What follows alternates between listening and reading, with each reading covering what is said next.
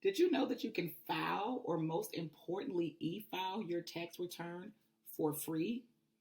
In this video, we'll cover everything you need to know about the IRS Free File Program, from eligibility requirements to how to access and utilize the platform and everything in between. But before we dive in, don't forget to subscribe to our channel and hit that like button. Your support means the world to us and helps us keep creating valuable content like this. If you have any questions or feedback on the video, be sure to drop those questions or feedback in the comment section. We do love hearing from you. So let's get started. All right, so the IRS Free File Program. I will add the links to this website in the description, so just be on the lookout for that at the end of the video. But I wanted to get into some of the key areas that I want to highlight on the website. So eligible taxpayers can prepare and file their tax return using free tax software from trusted IRS Free File partners, okay? And we'll get into who those partners are a little bit later.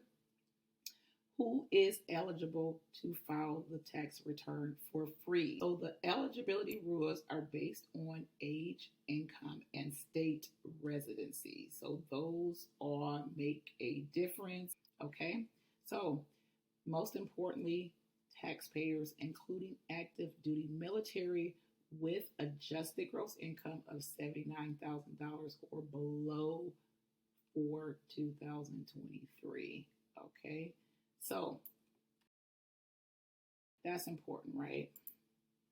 So I want you to hang on if you make more than $79,000, because this is the adjusted gross income. Okay, so just remember, and I'm going to show you the definition of adjusted gross income.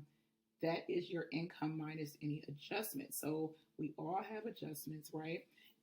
And even if you make $100,000 or more, you could still potentially qualify for this free file, because your adjusted gross income may still be below that $79,000. And we'll get into that calculation in just a little bit.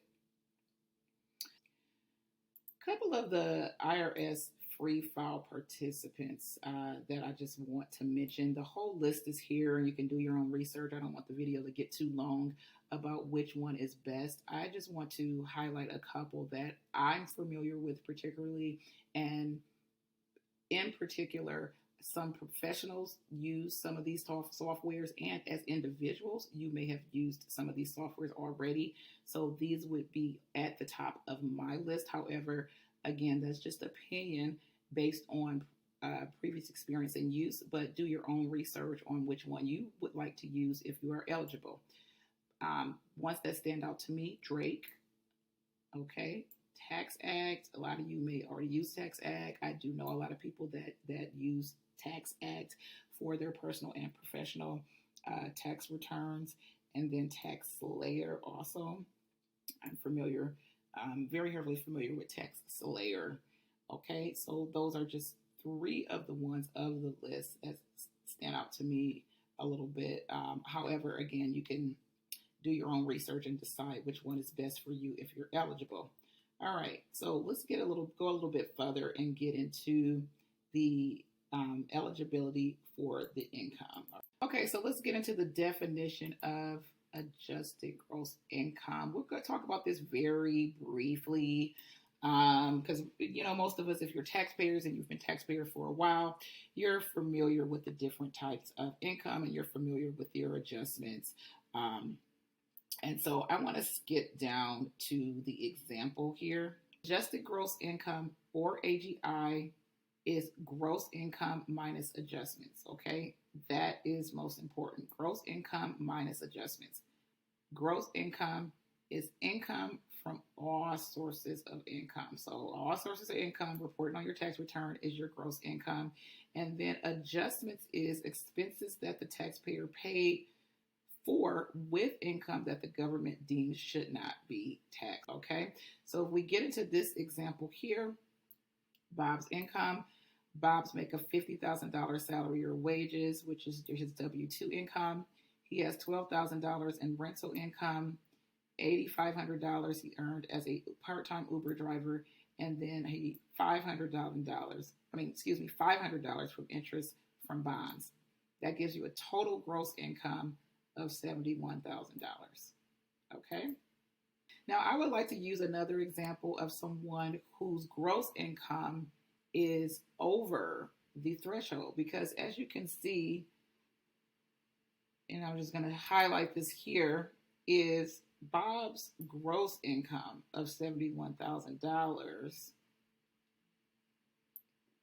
is under the $79,000. So we wouldn't even really need to do the worry about doing the whole subtraction because we automatically know that the $71,000 is under 79. Let's show the gross income that is over the $79,000. I think that'll give you a better picture of whether or not you would qualify if you're over that amount. Mary's income is $80,000 in salaries and wages and $10,000 in rental income, which gives you a total gross income of $90,000. The eligibility limit is $79,000, so her gross income is over the $79,000. So if we were just going by gross income, she would definitely be over the eligibility limit. However, once we take her adjustments into consideration, $6,000 in IRA contributions, $2,500 in student loan interest, and $3,000 in expenses, a total of $11,500 for her adjustments. All right, so when you subtract that from the gross income, Mary now has an AGI of $78,500, which is close, but it's less than the eligibility limit, and therefore she does qualify for the free e-file, even though her gross income initially was over the $79,000. All right, so IRS free file. Now that we've determined our eligibility, we are going to get into what our options are or our choices are to file for free. Option one, this is the option that I want to discuss further in this video today, and that would be our guided tax software option. The second option, very briefly, I'm not going to go over in the video. However, this is an option if you find that you do not qualify or you aren't eligible to e-file your tax return using one of their tax software partners, then you do have the option if you don't want to pay a tax preparer, if you don't want to pay for one of the tax filing softwares on your own, you do have the option to use the fillable forms. I don't necessarily recommend them for various reasons. Number one, IRS does give you some of the reasons. There's no guidance. There's limited calculations provided. So you're doing a lot of the calculations on your own, which would increase the risk that your tax return could be prepared incorrectly. And I just don't think that it's worth it. And then also, if you do live in a state where you have to also submit or prepare a state tax return, that does not give you the option to file it using these fillable forms. So let's get into the free guided tax software and explore that option. All right, so for our guided tax software, there are also two choices on how you can search for which software you are eligible to use in order to file your free file tax return.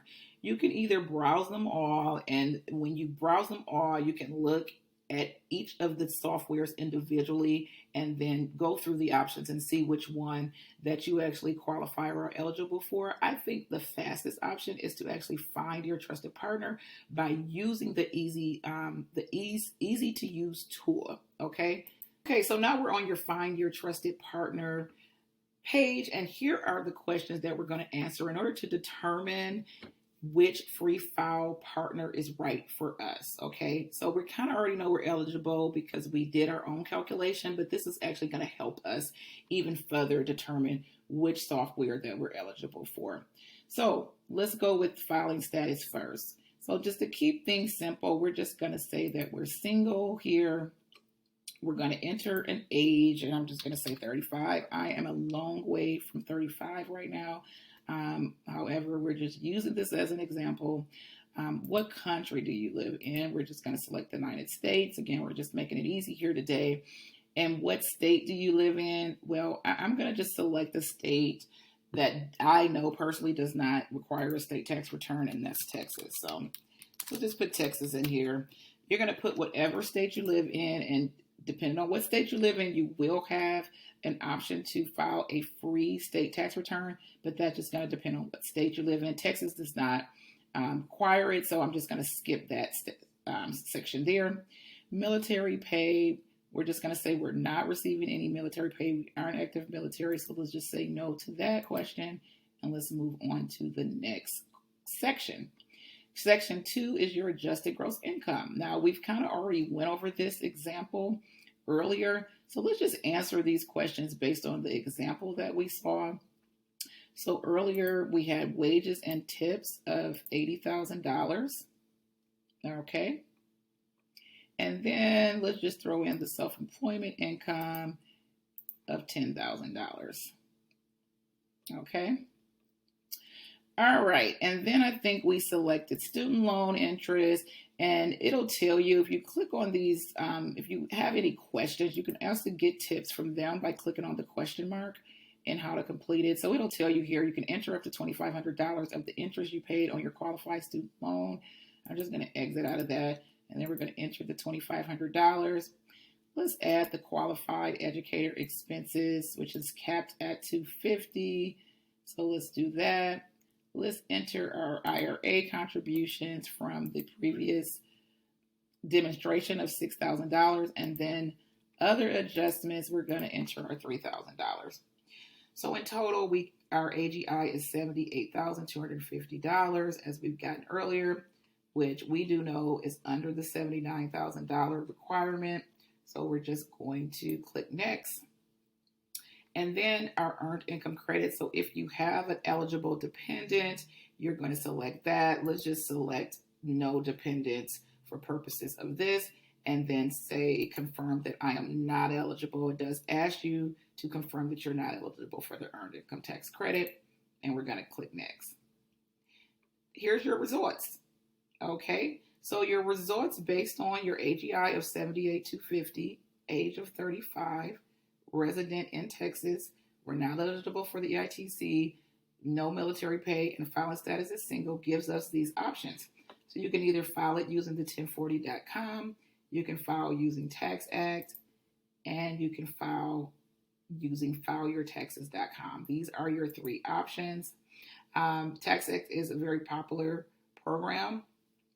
And let's just click on this just to see what that looks like when you decide to actually e-file with Tax Act. So if you e-file with Tax Act, it's also going to give you two choices on which button you click to start your return. If your age falls between 20 to 58 and your adjusted gross income, so they're asking you this again, is it less than $79,000? Then you click this button to start your pre-return. If you are active military and your adjusted gross income is under the $79,000, then you'll click here. So let's just click here based on our example. And as you can see, it just takes you, like with any software, it takes you to the screen where you're creating an account, and then you'll go through your steps and then start your tax return.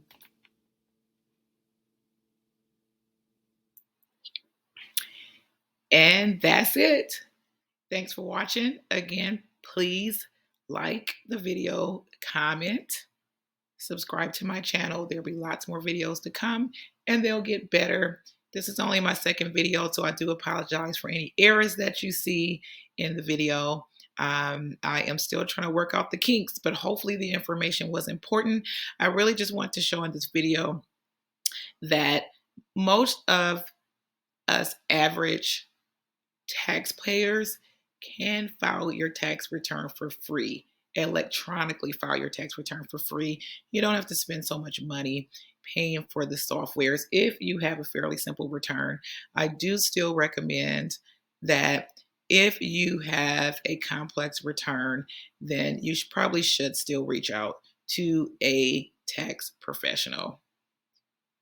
Have a great day.